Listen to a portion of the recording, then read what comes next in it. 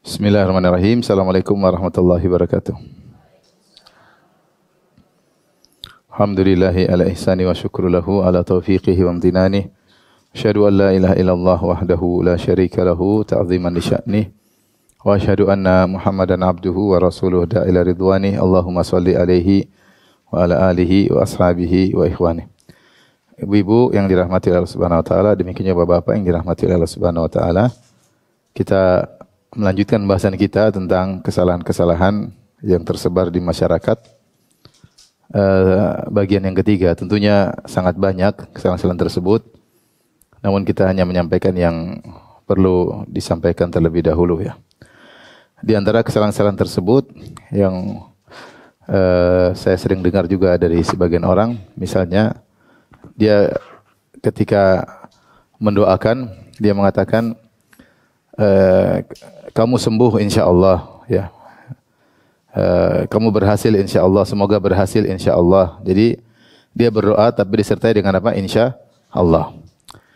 Jadi dalam berdoa kita tidak perlu mengucapkan insyaallah karena kita memohon kepada Allah.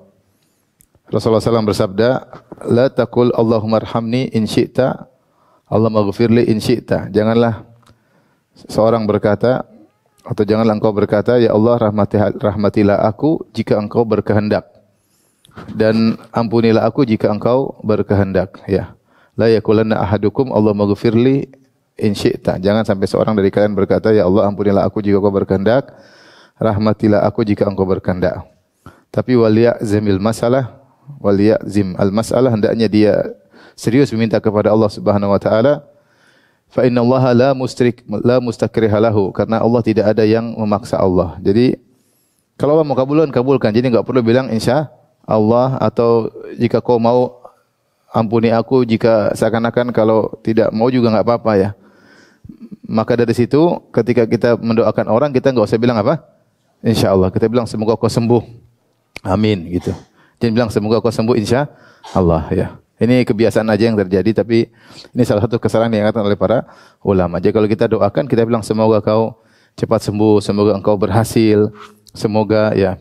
Kalau kita dalam konteks berdoa, tidak perlu bilang apa insya Allah ya, tidak perlu bilang insya Allah.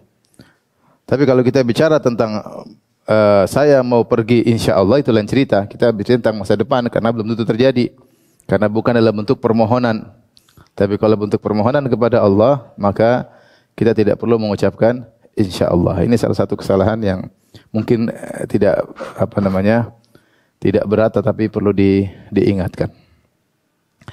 Kemudian antara kesalahan juga yang juga tersebar di masyarakat adalah menyangka bahwasanya makna la ilaha illallah adalah tidak ada pencipta selain Allah Subhanahu wa taala. Ini sudah sering kita singgung dalam kajian-kajian, tapi tidak mengapa saya ingatkan kembali. Jadi la ilaha illallah diartikan tidak ada ilah, di sini diartikan pencipta. Pencipta kecuali Allah ya. Kecuali Allah. Ini salah satu pemahaman yang keliru ya. Karena yang dimaksud dengan la ilaha illallah, ilah di sini adalah tidak ada sesembahan. Yang benar ilah artinya sesembahan, atau dalam kurung yang disembah. Jadi la ilaha illallah itu artinya tidak ada yang berhak disembah kecuali Allah. Jadi makna yang benar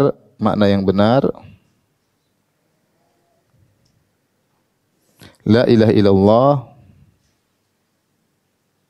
sama dengan tidak ada yang berhak disembah kecuali Allah. Kenapa saya bilang ini adalah kesalahan? Karena kesalahpahaman ini mengakibatkan kesalahan-kesalahan berikutnya. Oleh karenanya banyak masyarakat tidak merasa melakukan kesyirikan ketika mereka misalnya pakai jimat. Karena menurut mereka yang namanya syirik itu adalah meyakini ada pencipta selain Allah. Karena la ilaha illallah artinya tidak ada pencipta selain Allah. Ini sebagian masyarakat memahami demikian. Saya juga dulu waktu kecil begitu. Saya kira la ilaha illallah artinya tidak ada pencipta selain Allah. Karena saya ditalkinkan oleh sebagian guru seperti itu, la ilaha illallah, tidak ada pencipta selain Allah. Itu hanyalah satu konsekuensi, tapi makna sungguhnya dari la ilaha illallah itu tidak ada yang berhak disembah kecuali Allah. Akhirnya sebagian masyarakat terjerumus dalam kesyirikan dan mereka tidak menyangka mereka melakukan kesyirikan. Seperti mereka pakai jimat, yang penting mereka tidak meyakini ada pencipta selain Allah. Kata mereka, jimat ini sebab yang menyebabkan jimat, sebab keberhasilan adalah Allah. Yang penting kita tidak meyakini ada pencipta selain Allah. Sehingga masyarakat juga banyak pergi ke dukun. Ke dukun sehingga kemudian tanpa merasa itu merupakan kesyirikan. Bahkan lebih parah yang minta-minta kepada mayat-mayat, minta-minta kepada wali-wali. Mereka tidak merasa itu kesyirikan. Karena bagi mereka kesyirikan itu adalah menganggap ada pencipta selain Allah. Demikian juga mereka menyembelih kepada selain Allah. Menyembelih untuk jin, menyembelih untuk misalnya Dewi Sri misalnya, untuk Nyi Roro Kidul, untuk penjaga laut utara, ya, untuk arwah, untuk roh-roh. Kalau ada buka proyek kemudian harus ada acara adat, di situ ada penyembelihan kepada roh-roh atau penjaga-penjaga hutan. Bagi mereka ini bukan syirik. Karena bagi mereka syirik itu adalah menganggap ada Tuhan selain Allah, ada pencipta selain Allah. Padahal namanya syirik itu adalah menyembah kepada selain Allah. Karena la ilaha illallah artinya tidak ada sesembahan kecuali siapa? Allah. Maka siapa yang menyembah selain Allah, maka dia musyrik. Di antara bentuk peribadatan penyembahan adalah menyembelih. Menyembelih itu ibadah. Yang seharusnya menyembelih hanyalah untuk Allah. Qul inna salati wa nusuki wa mahyamati lirabbil alamin. Katakanlah salatku dan sembelihanku hanya untuk Allah. Ketika menyembelih untuk jin, syirik. Ketika menyembelih untuk jin, untuk Dewi Sri, untuk Nyi Roro Kidul, untuk penjaga hutan, untuk penjaga rumah, ini adalah syirik akbar, ya, syirik akbar. Namun masyarakat banyak tidak menyangka, mereka tidak ngerti kata syirik karena mereka menganggap namanya syirik itu meyakini ada pencipta selain Allah. Sama, banyak masyarakat pergi ke kuburan-kuburan lantas meminta kepada penghuni kubur, kepada sunan, kepada kiai, kepada wali-wali yang sudah meninggal dunia, minta pertolongan kepada wali-wali tersebut, sampai meminta pertolongan yang luar biasa, sampai menangis-menangis, sampai terisak-isak, sampai berharap-harap. Sebagaimana kalau mereka berdoa kepada Allah, sama, tidak ada bedanya. Ya Mbak, sama. Bahkan bisa jadi ketika minta kepada wali-wali tersebut bisa menangis, minta kepada Allah tidak menangis. Ini terjadi. Dan bagi mereka itu bukan syirik, padahal doa adalah ibadah. Rasulullah SAW bersabda, ad-du'a huwal ibadah. Doa adalah apa? Ibadah. Ya, dan di antara ibadah yang sangat dicintai oleh Allah adalah doa. Karena pada doa terlihatkanlah, ternampakkanlah kebutuhan sang hamba kepada Allah. Ternyata doa tersebut diserahkan kepada selain Allah. Pergi ke kuburan, pergi kepada wali-wali, minta kepada wali-wali. Maka ini adalah syirik. Namun sebagian masyarakat tidak menganggap syirik. Karena bagi mereka namanya syirik itu adalah meyakini ada pencipta selain apa? Allah. Nah, ini maksud saya di antara kesalahan fatal yang tersebar di masyarakat sehingga mengakibatkan dampak-dampak yang buruk di balik salah paham tersebut. Yang benar, la ilaha illallah, al-ilah artinya sesembahan, al-ilah. La ilaha artinya tidak ada sembahan selain Allah. Ilah dari mazannya fi'al, maknanya maf'ul, ya. Al-ilah maksudnya al-ma'luh. Aliha ya'lahu maknanya adalah abada ya'budu, ya. Jadi ini di antara kesalahan yang tersebar di masyarakat. Baik. Di antara kesalahan juga tersebar di masyarakat terkait juga la ilaha illallah. Ini tadi kesalahan berapa? Kesalahan kedua ini kan. Kesalahan ketiga,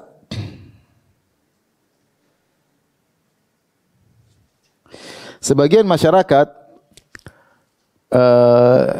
tidak kufur kepada tagut, ya. Sebagian masyarakat menyangka Islam sudah sempurna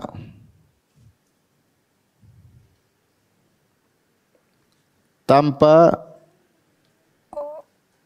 kufur atau berlepas diri dari tagut.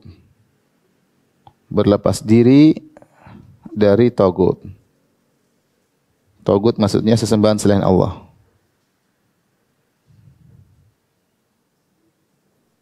Jadi sebagian masyarakat mereka mengatakan, yang penting saya tidak minta-minta ke kuburan. Kalau mereka minta kuburan ya boleh-boleh aja, itu urusan mereka masing-masing. Yang penting saya tidak menyembelih kecuali hanya kepada Allah. Kalau ada yang menyembelih untuk jin ya silakan, itu masing-masing. Dia menyangka dengan berkata demikian tauhidnya sempurna. Ini adalah kesalahan karena syarat tauhid seorang sempurna harus berlepas diri dari tagut. Kata Allah Subhanahu wa taala dalam firman-Nya, ini kata Allah Subhanahu wa taala, "Wa may yakfur bit-taghuti wa yu'min billah."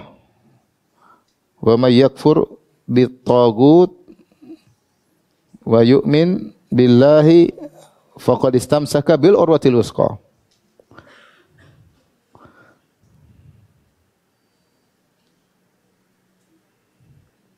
Allah berfirman, siapa yang kufur kepada tagut? Lihat sini, siapa yang kufur kepada tagut?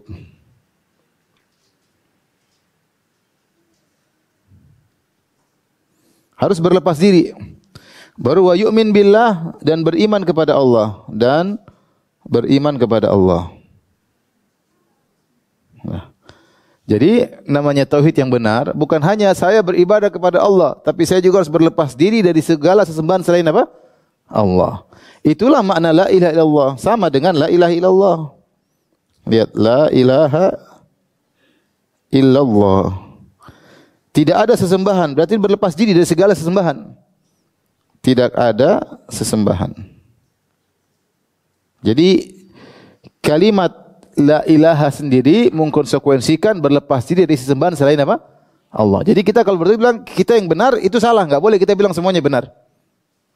Yang benar Islam, selain Islam salah. Enggak usah ragu-ragu. Kalau kita ragu yang lain juga benar, Islam kita gugur. Islam kita gugur. Kalau kita bilang yang lain juga benar, cuma beda sudut pandang, Islam kita gugur ketika itu. Karena la ilaha illallah tidak terwujudkan. La ilaha illallah itu harus ada nafi wal isbat, harus ada penafian dan ada penetapan. Bukan penetapan saja. Tidak ada sembahan selain apa? Allah. Jangan kita bilang cuma selain Allah doang. Harus ada, tidak ada sesembahan selain siapa? Allah. Ada harus kufur kepada tagut. Wa may yakfur bit tagut. Siapa yang berlepas diri dari tagut, wa yu'min billah, dan beriman kepada Allah, baru faqad istamsaka bil urwatil wuthqa, maka dia telah berpegang teguh dengan tali keimanan yang kuat. Maka tidak boleh dalam akidah kemudian kita basa-basi. Ya, kalau kita bilang kita yang benar, kita yang benar. Yang lain salah, enggak boleh bilang semuanya benar. Sebagaimana perkataan orang liberal. Sebagian perkataan orang liberal yang mengatakan semua agama benar, semua agama mengantarkan kepada surga, boleh lewat Islam, boleh lewat Nasara, boleh lewat Yahudi, boleh lewat penyembahan terhadap berhala. Kita bilang enggak benar. Yang benar yang mengantarkan kepada surga cuma satu, yaitu agama yang menyeru kepada penyembahan terhadap pencipta, bukan kepada makhluk. Siapa yang ragu-ragu akan hal ini, berarti Islamnya gugur. Islamnya gugur.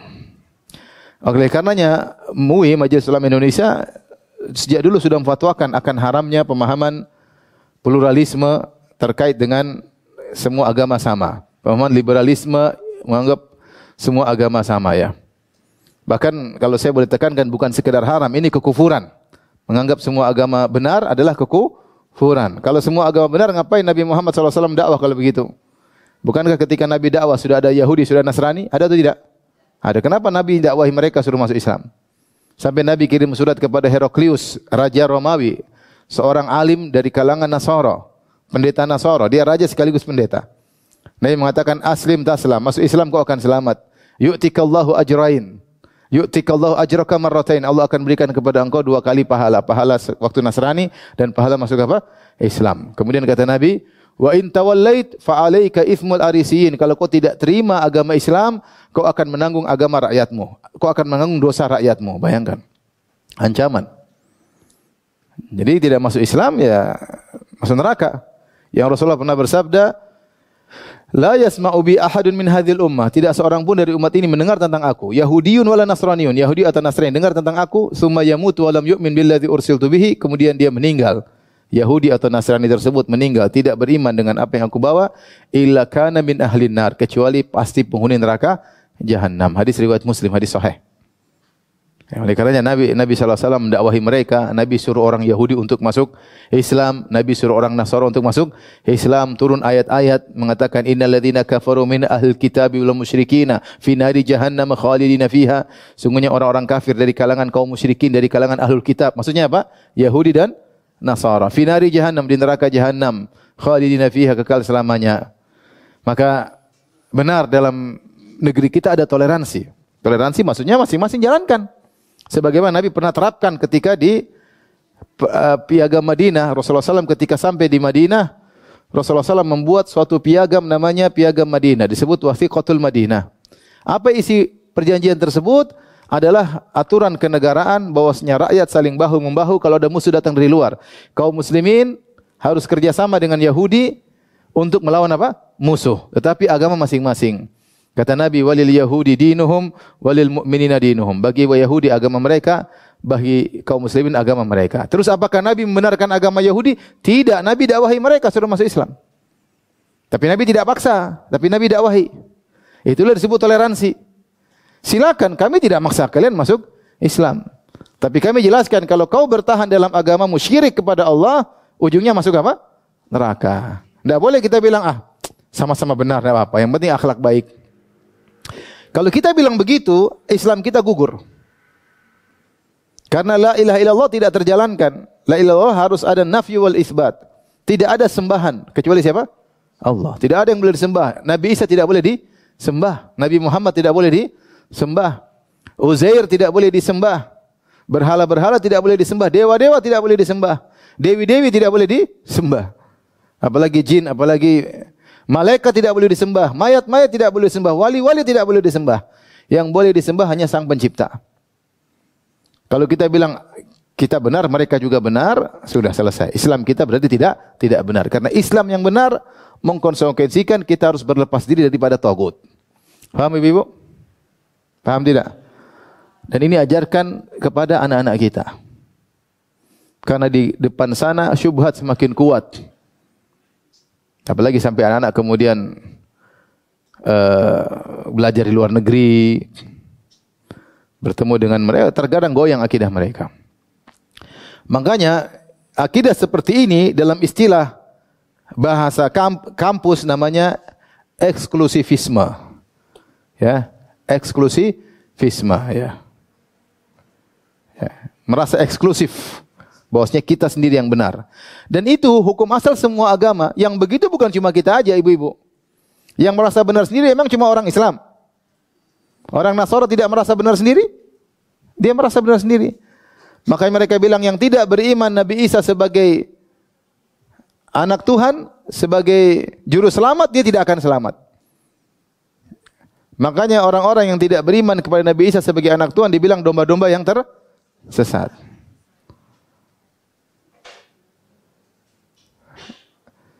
Sama orang Yahudi mana mau dibilang kita masuk surga. Mana mau orang Yahudi. Orang Yahudi merasa cuma mereka yang masuk apa? Surga. Buddha, Hindu pun demikian sama. Terus ngapain kita bodoh-bodohnya bilang semua agama apa? Sama. Mereka aja nggak mau nyamain dengan mereka aja tidak mau menyamakan kita dengan mereka. Ngapain kita nyamakan mereka dengan kita? Paham ibu-ibu? Jadi tidak usah ragu-ragu karena yang eksklusivisme itu bukan cuma kita aja. Tapi semua agama merasa mereka benar apa? Sendiri. Makanya ada kristenisasi. Kenapa perlu kristenisasi? Kalau mereka yakini orang Islam masuk surga, ngapain kristenisasi? Paham tidak? Paham. Kenapa kalau orang Yahudi merasa masuk surga, kenapa rakyat Palestina dibantai habis? Kenapa? Karena mereka merasa mereka sendiri yang berhak masuk apa? Surga, yang lain enggak ada. Kami adalah Sya'bullahil Mukhtar. Kami adalah suku yang terpilih. Bangsa yang terpilih. Yang lain hanyalah bangsa selain Yahudi hanyalah seperti hewan-hewan. Ini maksud saya, ini di antara kesalahan yang perlu dipahami terkait dengan akidah. Bahwasanya namanya Islam yang benar bukan cuma mengatakan saya menyembah Allah semata, tidak. Tapi harus mengatakan yang berhak disembah cuma siapa?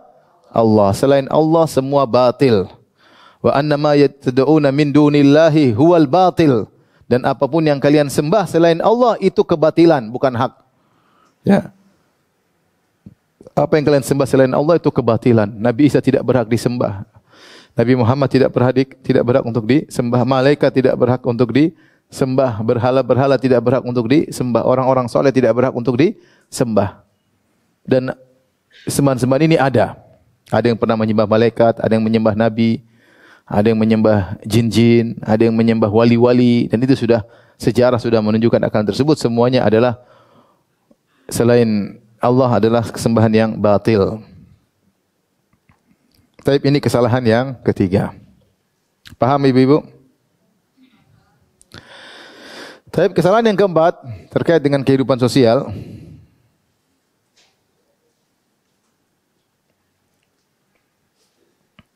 Di antara kesalahan kaum muslimin yang ini dampaknya juga buruk adalah ini kesalahan yang keempat.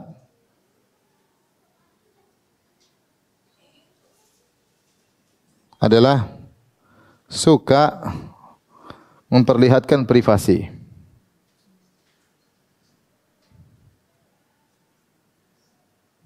Privasi. Pamer jalan sama suami, pamer jalan sama apa? Istri, ya.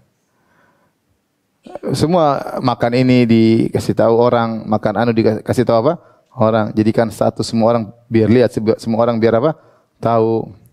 Sampai terkait dengan ibadah, lagi umrah, lagi haji, pamer ini, lagi ini, pamer. Pokoknya pingin dijadikan bahan komentar. Pingin senang kalau jadi buah bibir. Apakah ini terpuji dalam Islam? Jawabannya tidak. Jawabannya apa? Tidak, ya. Dan ini adalah musibah akhir zaman, ya. Setiap orang ingin privasinya diketahui oleh orang lain. Semakin banyak yang tahu, semakin suka. Dan terkadang mereka harus berbuat drama supaya dipuji padahal hanya drama, ya. Baik. Dalam satu hadis Rasulullah SAW bersabda dalam hadis Sahih Muslim, hadis Sa'ad bin Abi Waqqas radhiyallahu taala anhu, kata Nabi sallallahu alaihi wasallam, "Innallaha yuhibbu," dalam hadis,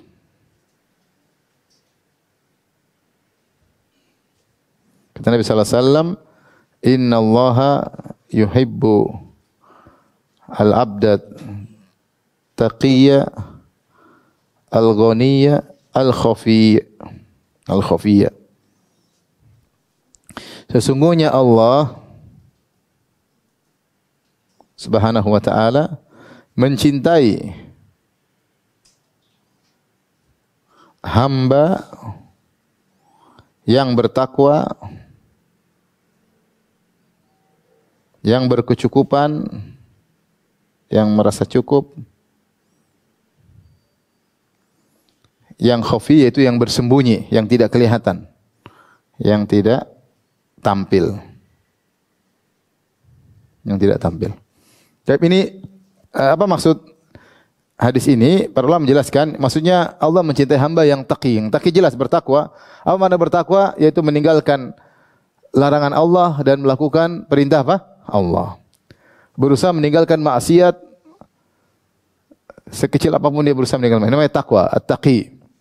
Karena takwa artinya anta ja'ala bainaka wa baina adzabillahi wiqayah. Engkau menjadikan antara engkau dengan azab Allah ada penghalang. Ya, dikatakan namanya takwa itu engkau meninggalkan seluruh dosa-dosa, baik besar maupun kecil. Ya. Seorang penyair berkata, "Khalidz dzunuba shaghirah wa kabirah dzaka tuqa." Tinggalkanlah dosa-dosa baik besar maupun yang kecil, itulah ketakwaan yang sesungguhnya. Orang bertakwa bukan meninggalkan dosa besar saja. Dosa kecil pun dia berusaha meninggalkan. Wasna kamashin fawqa ardi syauqi yahdharu ma yara. Jadilah engkau seperti orang berjalan di atas tanah yang penuh dengan duri. Ada duri besar, duri kecil. Dia waspada, jangan sampai menginjak duri besar maupun kecil dia tidak mau injak. Ya, la tahqiranna saghiratan, jangan kau remehkan dosa kecil. Innal jibala minal hasa, sungguhnya gunung-gunung tersusun dari sesuatu yang kecil-kecil, ya. Makanya Rasulullah mengatakan, iyyakum wa muhaqqaratiz dzunub, waspada kalian dari dosa-dosa yang kalian sepelekan. Kalau sudah berkumpul akan membinasakan pelakunya. Maka seorang yang bertakwa, selama dia tahu dosa besar atau kecil, tinggalkan. Kalau dia tidak bisa tinggalkan, segera istighfar, astagfirullah. Karena terkadang seorang dikuasai oleh hawa nafsunya. Terkadang seorang dikuasai oleh syahwatnya. Terkadang seorang dikuasai oleh dunianya. Karena keinginan dunia dia harus melanggar. Karena kebutuhan dunia dia harus melanggar. Karena kebutuhan syahwat dia harus melanggar. Karena kebutuhan pingin nonton, pingin dengar, pengen syahwat nontonnya dia salurkan, syahwat dengar musiknya dia salurkan, akhirnya dia melanggar. Dia beristighfar. Jangan dia menyepelekan dosa apapun, segera dia beristighfar. Itu namanya orang bertakwa. Orang bertakwa. Karena tidak ada di antara kita yang luput dari dosa, semua berdosa. Tapi orang bertakwa dia berusaha menghindar. Kalau dia terjebak, maka dia segera istighfar dan segera bertobat meninggalkan dosa tersebutnya bertakwa. Al-Ghani yang merasa cukup, maksudnya dia merasa cukup, dia tidak minta-minta kepada orang lain, ya. Laisal ghina bi kathratil arad, walakinnal ghina ghina nafs. Kata Nabi sallallahu alaihi wasallam, bukanlah kekayaan dengan banyaknya harta benda, bukan kekayaan dengan banyaknya aset. Walakinnal ghina ghina nafs, tetapi kekayaan yang sungguhnya adalah kayanya jiwa, yaitu merasa qanaah, merasa cukup. Ya. Kata Nabi sallallahu alaihi wasallam, qad aflaha man aslam. Ya, sungguh beruntung orang yang masuk Islam. Kemudian kata Allah, wa qanna Allahu bima atah, dan Allah menjadikan dia qanaah dengan apa yang Allah berikan kepadanya. Orang yang qanaah itu orang yang beruntung, orang yang bahagia, dan Allah mencintai orang yang qanaah. Yang dia mensyukuri apa yang Allah berikan kepadanya, dia tahu apa yang Allah berikan kepadanya itu yang terbaik. Dan dia qanaah, ya. Ketika dia qanaah maka dia akan bahagia. Ini orang yang dicintai oleh Allah, merasa cukup sehingga dia tidak merasa selalu haus dengan dunia. Karena kalau orang tidak qanaah, dunia tidak pernah cukup, ya. Sudah dikasih emas 2 lembah, dia akan cari lembah yang ketiga. Kata Nabi sallallahu alaihi wasallam, "Lau kana li ibni Adam wadiyani man dhahab labtagha thalithan." Seandainya anak Adam diberikan 2 lembah dari emas, penuh dengan emas, dia akan mencari lembah yang ketiga. Wala yamla'u jawfahu illa turab, dan dia tidak akan berhenti terus mencari lembah ketiga, lembah keempat, lembah dan seterusnya, tidak akan berhenti sampai mulutnya diisi dengan tanah baru dia berhenti. Kata Allah, alhaakumut takatsur hatta zurtumul maqabir. Sungguh sikap saling banyak-banyakan, bangga-banggaan dengan banyaknya aset telah membuat kalian lalai sampai kalian masuk dalam kuburan. Kalau sudah masuk kuburan baru taubat. Baru selesai. Janganlah jadi manusia seperti itu. Karena dia tidak pernah merasa puas, maka orientasi selalu dunia, habis waktunya untuk mencari dunia. Sehingga lupa untuk mencari akhirat. Padahal dunia cuma sementara. Terkadang kalau orang sudah lupa, meskipun sudah umur 80 tahun, sudah jalan pakai tongkat, kalau orientasinya dunia, dia selalu pikir dunia. Gimana. Lupa, sebaiknya pergi ke masjid, zikir, baca Quran, sudah mau mati. Tapi orientasi dunia lupa. Kenapa? Dia tidak pernah ghina nafs, tidak pernah merasa puas. Makanya dia mengatakan laisal ghina bi kathratil arad. Bukanlah kekayaan dengan banyaknya aset. Walakinnal ghina ghina nafs, tetapi kekayaan sungguhnya adalah kaya jiwa. Merasa cukup dengan apa yang Allah berikan kepadanya, ya. Maka ini penting buat ibu-ibu agar jangan terlalu banyak nuntut suami, ya. Pingin ganti ini, tahun depan ganti lagi, mobil ganti, tahun depan ganti kursi, tahun depan ganti gorden. Tahun depan rumahnya diganti, papi, rumah ganti. Lama-lama suaminya bosan, ganti istri. Makanya. Ya. Kalau perlu diganti-ganti, kalau enggak jangan ngapain. Ya, kalau perlu diganti, sudah enggak layak, oke lah diganti, enggak ada duit, enggak ada masalah. Tapi kalau masih layak ngapain? Ya, masih layak ngapain? Nah, yang jadi perhatian kita yang terakhir, sifat ini sifat pertama, bertakwa, yang kedua merasa cukup, yang ketiga ini al-khafi, suka yang tidak tampil. Saya bacakan perkataan para ulama tentang seperti perkataan Syekh Utsaimin rahimahullahu taala, ya. Al-khafi huwa alladhi la yuzhiru nafsahu. Al-khafi adalah orang yang tidak menampakkan dirinya, tidak menampilkan dirinya. Tentu kata Syekh Utsaimin berbeda kalau dia adalah ulama atau dai, dia harus menyampaikan ilmunya. Ya, karena dia menampilkan dirinya ada keperluan dalam rangka untuk menyebarkan ilmu, ya. Atau pejabat pemerintah yang harus urusan dengan rakyat, ya dia harus tampilkan dirinya supaya ngurusin masyarakat, jangan malah sembunyi. Ambil duit banyak malah sembunyi di belakang, enggak. Harus turun urusin masyarakat, itu lain cerita. Jadi kita bicara orang umum. Al-khafi huwa alladhi la yudhiru nafsahu, yaitu orang yang tidak menampilkan dirinya. Wala yahtam an yadhhara indan nas, dan dia tidak peduli mau dilihat oleh masyarakat atau tidak. Au yusharu ilaihi bil banan, dan dia tidak peduli harus orang semua tunjuk dia. Jadi buah bibir dia tidak urusan dengan itu. Ya. Au yatahaddatsun nasu anhu, dan dia tidak peduli orang mau ngomongin dia bukan tujuan dia untuk dijadikan bahan omongan oleh masyarakat. Tajiduhu min baiti ilal masjid, kau dapati dia dari rumah ke masjid. Wa min masjid ilal bait, dia dari masjid ke rumah. Wa min baiti ila aqaribi ikhwanihi, dia pergi ke teman-temannya, ke kerabat-kerabatnya. Khafiyun yukhfi nafsahu, dia tersembunyi dan dia menyembunyikan apa? Dirinya. Ini ciri yang dicintai oleh Allah. Bukan malah pingin tampil, apalagi menampilkan privasinya. Sehingga nanti terkena penyakit namanya penyakit narsis. Narsis pingin jadi buah bibir, merasa dirinya wow, pingin tampil, diganggu sedikit ngamuk. Tidak terima kritikan sedikit pun, ada kritik sedikit dia ngamuk. Narsis, jadi pingin dilihat oleh orang. Ini penyakit kalau di dunia barat banyak orang seperti ini, pingin diperhatikan. Sehingga pakai baju robek, pakai rambut botak sebelah panjang, rambutnya warna-warni, pingin tampil beda supaya jadi pusat apa? Perhatian, karena mereka mungkin tidak bahagia. Kehilangan itu, makanya kalau kita baca di internet tentang sebab narsis, diantaranya kurang bahagia. Kurang bahagia. Sehingga dia ingin cari perhatian. Masalahnya penyakit ini sekarang menimpa banyak orang. Kalau ini di dunia orang-orang kafir, oke lah, wajar lah. Mereka memang cari, mungkin masa kecil tidak bahagia, mungkin tidak ada iman, sehingga cari perhatian orang. Pingin tampil yang beda-beda sehingga semua orang ngelihat, senang kalau ada orang yang lihat. Pingin viral. Sekarang penyakit ini juga menimpa kaum muslimin, pinginnya apa? Viral. Pinginnya viral. Dan seorang muslim tidak jangan demikian, ini Nabi yang bilang. Innallaha yuhibbul 'abda at-taqiyyal ghaniyal khafi. Sungguhnya Allah mencintai hamba yang al-khafi, yang tidak menampilkan apa? Dirinya.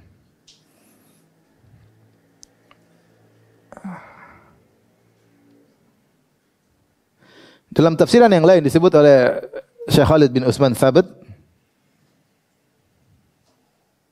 atau disebut dalam buku fikih yang lain disebutkan al-khafi huwal khamil al-munqati ila al-ibadah wal isyghal bi umuri nafsihi. Al-khafi adalah orang yang terputus karena ibadah, dia sibuk dengan ibadah. Wal isyghal bi umuri nafsi, dan sibuk dengan privasinya, bukan pamer privasinya kepada orang lain. La yuridul uluwa wala dhuhura, dia tidak pingin tampil, tidak pingin terkenal, tidak pingin. Ya. Bil khafi wal isyaratu bil khafi ila khumil dzikri wasyuhrati indan nas. Disebut khafi itu dia tidak suka, tidak ingin disebut-sebut, tidak ingin tenar, karena dia sibuk ibadah, sibuk urusan anak istrinya, sibuk seperti itu. Dalam sebagian riwayat al-hafi pakai hafi maksudnya yang sibuk nyambung silaturahmi. Ini orang dicintai oleh Allah, tidak sibuk tampil, pamer, pingin ini pusat perhatian.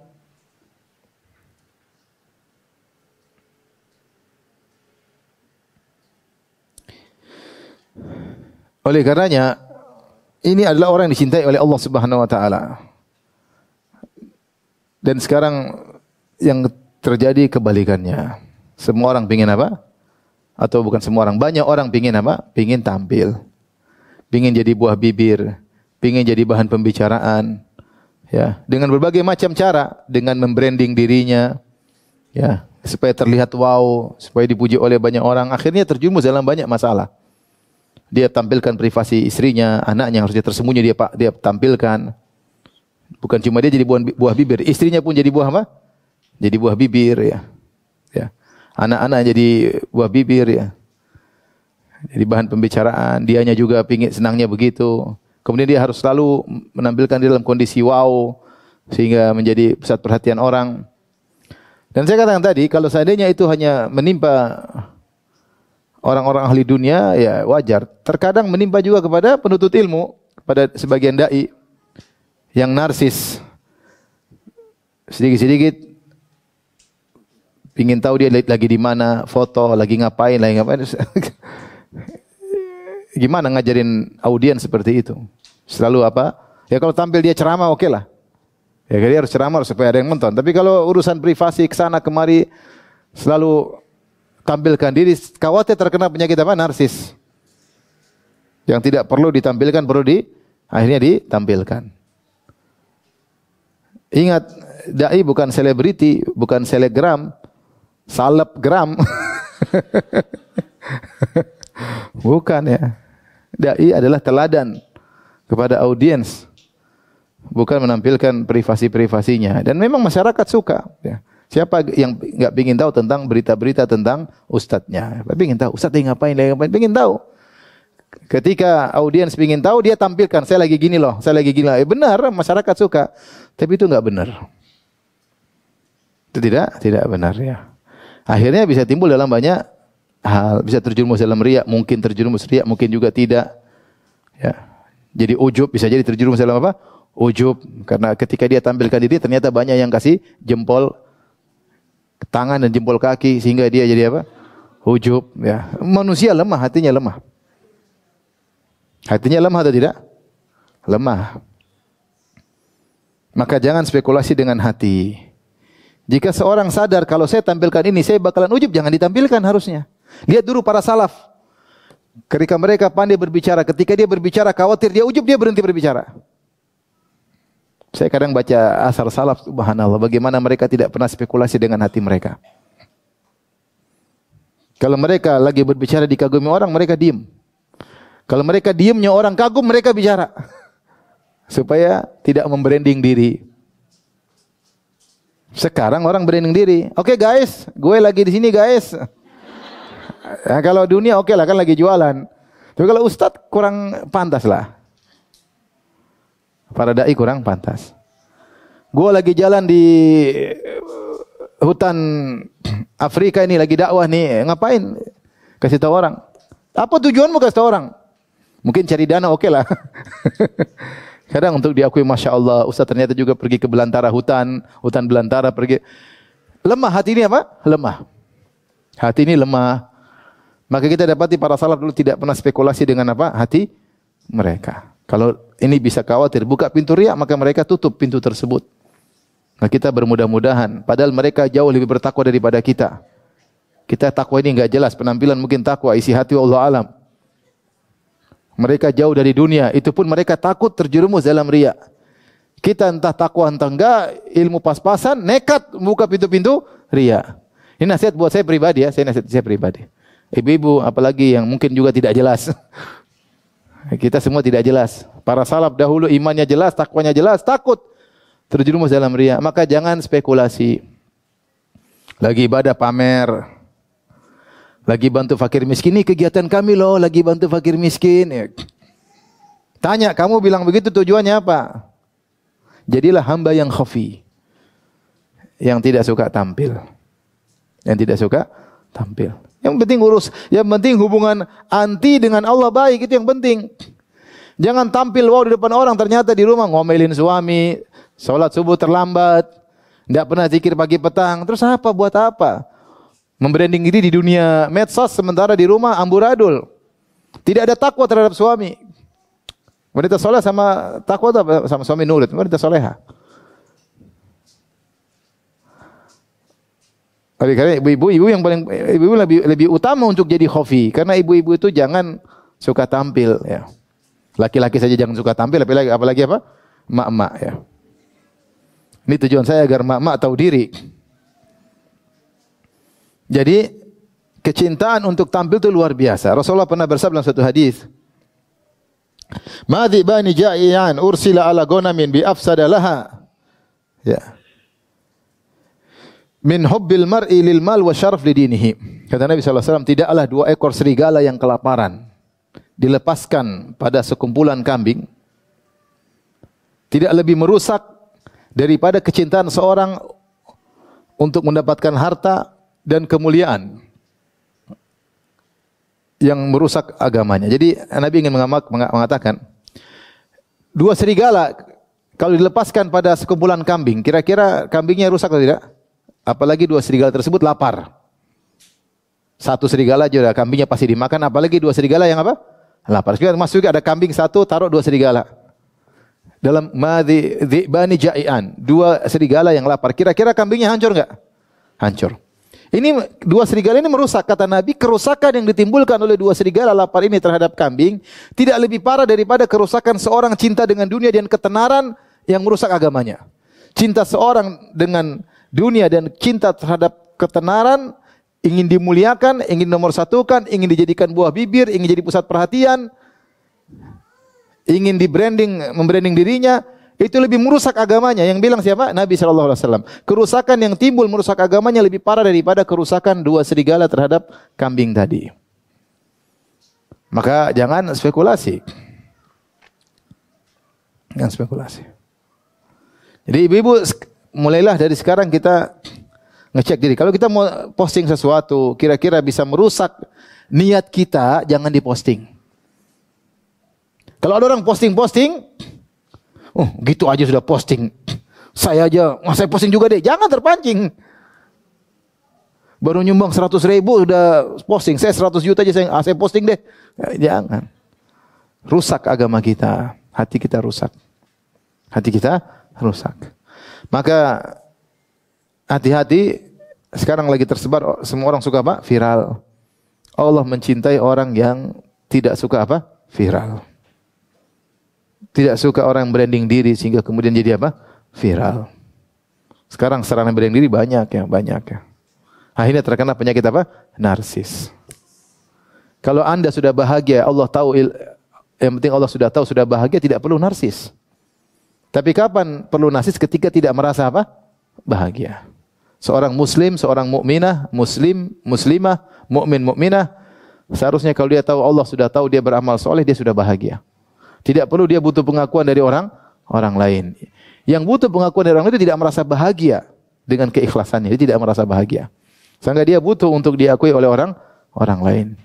Sehingga dia sibuk memperhatikan dirinya, branding dirinya, perhatikan followersnya, perhatikan ini. Maka akhirnya dia pamerkan kehidupan keluarganya, dia pamerkan privasinya, dia mau jalan-jalan kemana dia pamer. Karena itu yang disukai oleh para selebriti. Ingat, ibu-ibu bukan selebriti, tapi salap salap obat buat suami, bukan untuk orang lain. Taib. Kami ibu. Sekarang kita masuk kesalahan yang keberapa? Yang kelima.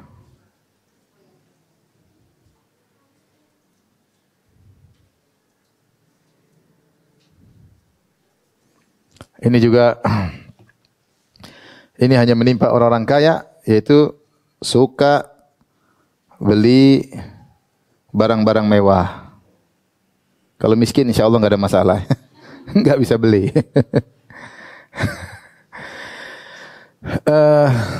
Rasulullah SAW bersabda dalam hadisnya, "Kul washrab wa tasaddaq min ghairi sarafin wala makhyalah." Makanlah dan minumlah dan konsumtiflah, bersedekahlah tanpa bebas, tetapi syaratnya dua. Jangan sombong dan jangan berlebih-lebihan. Jangan sombong, jangan berlebih-lebihan. Allah memuji orang-orang seperti ini.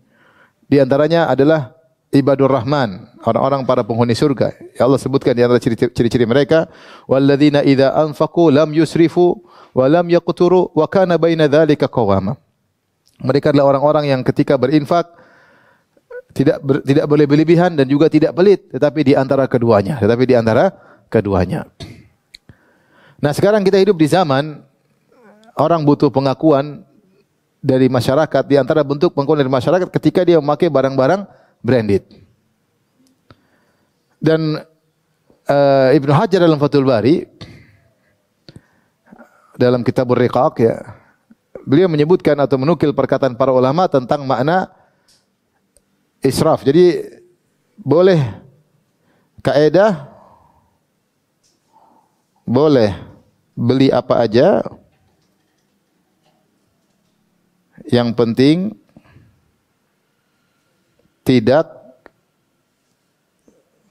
satu, tidak sombong. Yang kedua apa? Tidak berlebihan. Nah, barang-barang mewah itu sering menimbulkan dua-duanya. Iya enggak, ibu-ibu? Barang-barang mewah sering menimbulkan apa? Dua-duanya. Ya. Kalau seorang punya tas harganya 500 juta. Kira-kira hatinya goyang atau tidak? Goyang atau tidak, Ibu? Goyang, ya. Beda kalau tasnya harga cuma 500 ribu. Kira-kira dia bawa tas ke pengajian dengan harga tas 500 ribu. Kira-kira dia mau sombong, ada sarana sombong nggak? Nggak ada sarana sombong. Apa yang mau disombongkan? Tasnya cuma 500 ribu. Yang satunya bawa tas 500 juta. Makanya setiap pengajian tasnya taruh di depan. Karena harganya berapa? 500 juta. Saking seorang hidup dalam khayalan halu, sampai supaya diakui dia beli tas KW. Supaya diakui. Dengan menipu audiens menyangka dia tasnya asli. Padahal KW 7. Kenapa? Karena sudah hidup dalam halusinasi. Ingin diakui masyarakat dengan barang-barang branded. Taib. Yang pertama tidak boleh sombong. Beli sesuatu, beli jam untuk pamer. Jam harga 500 juta. Jadi kalau ngomong begini terus. Sering goyang-goyang gini. Itu kebawa sendiri tanpa dia sadar. Jam coba kalau jam kira-kira harganya 12 miliar, buat apa saya taruh kantong? Cuma mau lihat waktu, buat apa? Kalau cuma buat lihat waktu yang 50 ribu juga bisa, paham? Enggak usah pakai jam juga bisa lihat apa? HP. Tetapi kalau harganya 12 miliar, ya saya terpaksa harus sering goyang-goyang. Tanpa dia ingin, hatinya membawa dia ke situ. Karena memang dia tujuannya ingin pamer. Kalau pamer ya harus digoyang. Padahal begini. Kalau perlu dua begini bisa. Ini sombong, sudah sombong. Karena dia memang pakai untuk dipamerkan. Itu dia sombongkan. Makanya Nabi SAW ketika ada seorang pemuda lewat, kemudian kata para sahabat, seandainya lau ja'ala dzalika fi sabilillah, seandainya orang ini yang gesit, yang kuat ini dia gunakan tenaganya untuk berjihad di jalan Allah. Maka Nabi mengatakan, seandainya dia keluar cari nafkah untuk menafkahi dirinya, dia di jalan Allah. Jika dia mencari nafkah untuk menafkahi ayah ibunya yang sudah tua, maka dia fi sabilillah, dia juga fi sabilillah, jihad fi sabilillah. Kalau dia cari nafkah untuk menafkahi anak istrinya, fi sabilillah. Ya. In kana yakhruj, adapun kalau dia keluar untuk riaan, untuk pamer, untuk yaftakhir, untuk fakhran, untuk sombong, fa huwa fi sabilil syaitan. Maka dia di jalan apa? Syaitan. Rasulullah tidak suka orang ngumpulin uang untuk pamer-pamer, untuk bangga-banggaan. Itu jalannya syaitan. Jadi kalau barang-barang branded tersebut menimbulkan kesombongan, maka jelas hukumnya apa? Haram. Karena syarat halal cuma 2. Silakan belanja, silakan beli, syaratnya 2. Jangan sombong. Ini saja sudah banyak yang gugur. Tapi tidak semua. Ada orang punya barang mewah dia tidak sombong karena keperluan. Misalnya dia beli mobil mewah karena butuh safar. Dia butuh safar buat ya sudah. Tapi dia tidak sombong, biasa aja ada. Ya. Tapi harus ada syarat yang kedua, tidak boleh berlebihan. Nah, apa berlebihan? Definisi berlebihan disebutkan oleh Ibnu Hajar menukil perkataan ulama dalam Fathul Bari. Namanya berlebihan israf itu mengeluarkan biaya yang banyak untuk manfaat yang kecil. Catat itu Ibu. Mengeluarkan biaya yang banyak untuk manfaat yang kecil. Kalau manfaatnya besar enggak ada masalah. Seorang beli misalnya beli HP ini ternyata bisa macam-macam buat kerja, mahal enggak apa-apa. Ternyata HP-nya bisa dibuka, bisa dibuat ini, bisa ngetik, bisa macam-macam. Bisa dalam satu layar bisa buka, bisa sambil rapat 3-4 rapat. Mungkin aja. Ya, artinya dia perlu. Orang beli mobil, ternyata memang perlu. Dia butuh kenyamanan karena dia sering safar. Kalau mobilnya enggak enak, dia badan sakit-sakit, keperluan, enggak ada masalah. Uang keluar tapi manfaatnya apa? Jelas. Ya, sebagian orang ada yang Ustaz, saya sengaja ketika naik pesawat saya naik bisnis kelas. Kenapa? Begitu sampai saya langsung bisa kegiatan. Karena saya ingin tidur. Kalau saya tidak tidur, saya sampai saya harus istirahat 2 hari. Saya ingin tidur di pesawat, pulang sampai rumah saya sudah bisa kegiatan lagi. Terserah. Itu kau punya dalil. Yang penting manfaatnya jelas. Ya. Seorang beli rumah mewah, kemudian dia bikin kolam renang, macam buat apa? Buat orang-orang ngumpul di tempat rapat, tempat silaturahmi keluarganya, butuh rumah yang besar. Enggak apa-apa.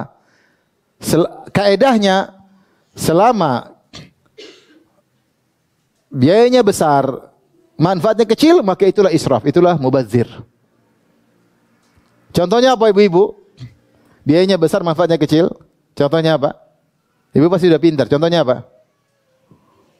Hah? Contohnya apa ibu-ibu? Beli apa? Beli tas, harganya berapa? 100 juta. Manfaatnya apa ibu-ibu tas? Buat nyimpan mobil. Manfaatnya. Buat nyimpan rumah. Tas manfaatnya apa tas? Harus keluar 500 juta buat beli tas, manfaatnya kecil. Tidak ada. Manfaatnya cuma buat pamer. Ustaz terbuat dari kulit bagus. Oke, kulit bagus. Tidak seharusnya mahal itu. Belum tentu kau pakai juga 100 tahun itu tas. Kalau tujuannya biar tahan lama, ya enggak, kulit juga banyak, enggak semahal itu. Yang kau cari brandednya, iya atau tidak? Brandnya yang kau cari. Kenapa cari brandnya? Supaya halu diakui, halusinasi. Hidup dalam halu. Sehingga orang yang beli barang-barang mahal branded terkumpul pada dua masalah. Pertama, dia bisa jadi sarana sombong. Yang kedua, israf, berlebihan. Nggak boleh berlebihan. Kecuali manfaatnya besar, nggak ada masalah. Saya katakan tadi, contohnya saya sebutkan tadi. Adapun beli jam 12 miliar, coba. Apa manfaatnya?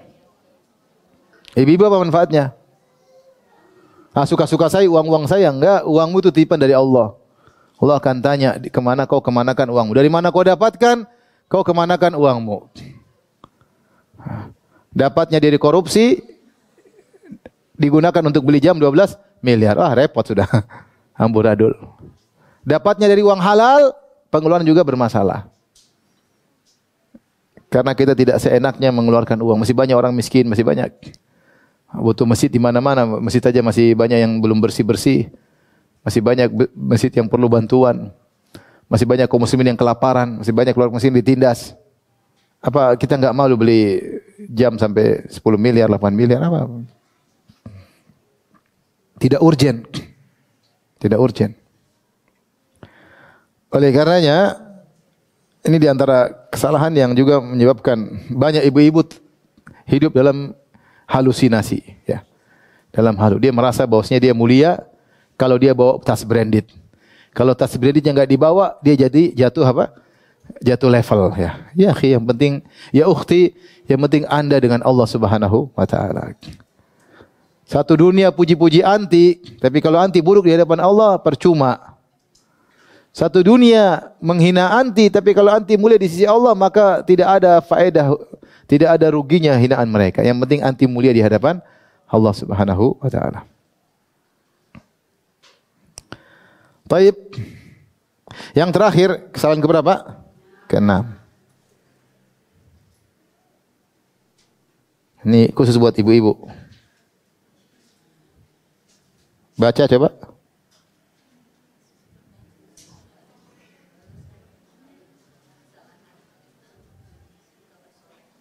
Suka bersolek untuk selain apa? Suami. Nah, ini ibu-ibu banyak juga ini. Kalau mau keluar rumah baru berias, depan kaca setengah jam. Kalau sama suami bangun tidur pun langsung bicara sama suami.